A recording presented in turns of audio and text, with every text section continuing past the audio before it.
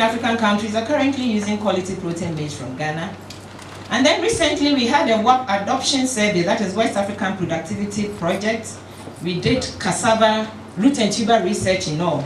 And the report is showing that for the districts where we have worked in the past 10 years, 41% of the farmers have adopted our improved cassava varieties. 38% adopted recommended spacing and density. 15% of farmers used fertilizer in poor soils. Cassava yields have increased from 12 tons per hectare to 19 to 21 tons in those districts. With yam, we saw that we've had 6% adoption of the improved varieties, 17% adoption of Miniset technology for rapid multiplication, 21% adoption of ridging, and then yields have also increased from those districts from 10 tons per hectare to 22.8 to 27 tons per hectare. Sweet potato, our survey indicated that 59% of the sweet potato that is grown in Ghana is from improved varieties. And this includes the orange-fleshed sweet potato variety.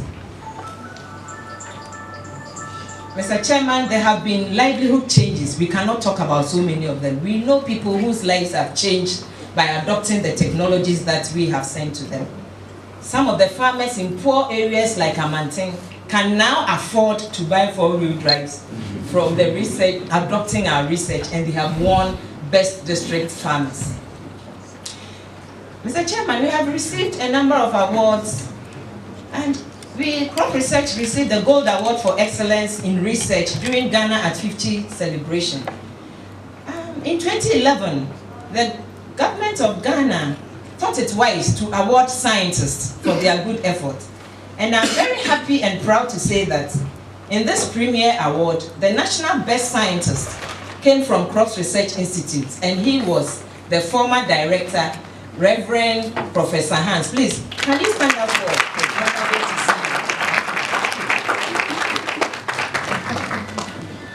And Honorable, this is all the scientists in Ghana, including heart surgeons.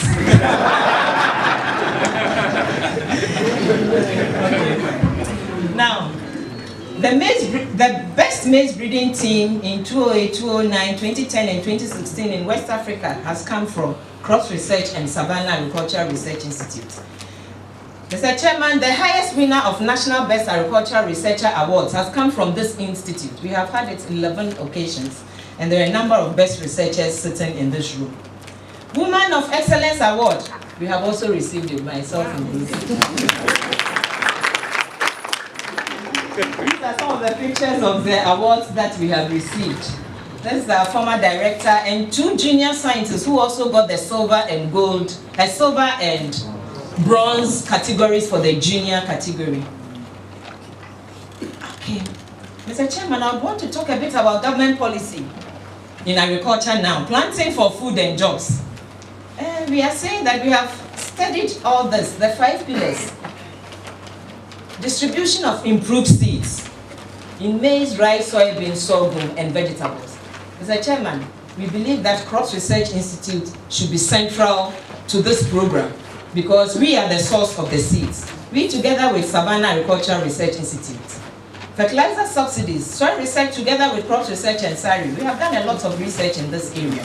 Extension services, marketing, e-agriculture.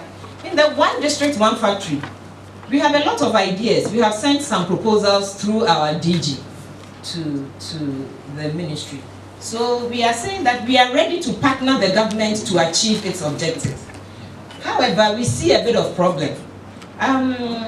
We see that we need to improve cross-ministerial collaboration because we are not in the Ministry of Agriculture.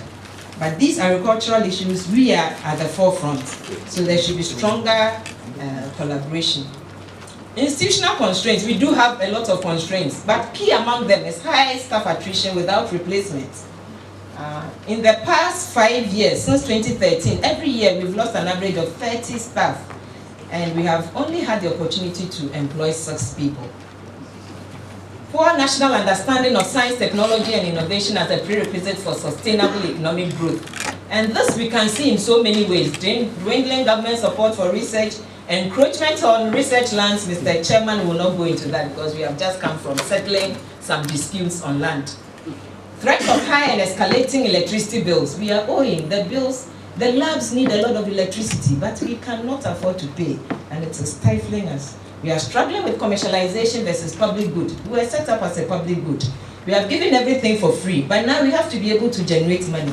It is a struggle between us and the public for them to understand that now we have to generate money. Analysis of funding sources. What this is showing is that in the past 5 years, the GOG funding is going down. Donor funding has gone up a bit. Our IGF has been very small. As I said, we have been struggling. And with the government funding, if you break it down into compensation, goods and services and investments, you would see that compensation, that is salaries. Most of it is salaries. For investment, we've had zero for the past 5 years. Goods and services, we have had some support, which does not pay even 1 month of light bill a year. So that is the support that we've had. And we hope that with this new government, we shall be able to get more so that we will not depend only on the donors. We need more researchers and increased budgetary allocation for research. I will not go into it. Ghana likes to compare itself with Singapore, Brazil, China, Malaysia. But there are certain things they are doing that we also need to do. For example, 2 to 3% of their GDP is allocated to research and development. Whilst here, our data shows that it is about 0.4% that is dedicated to research and development. The number of researchers per million inhabitants, we have around 50 researchers per million. Whilst those who are really serious about moving forward with technology, some of them have 7,000 per million inhabitants. So we need to do more. Mr. Chairman, we realize with all these achievements and challenges, our way forward, we are looking at communication. We see that we need to communicate better with our communities, with the public on what we are doing. And even though our technologies are out there, people are using the maize, they do not know where it is coming from. Funding, we need more funding. Integrated agricultural research for development. This is a technology involving the value chain actors in technology development and dissemination. Capacity development is very important for us to continue to build our capacity and then also to improve our systems. Thank you very much. We appreciate your visit and visit of others.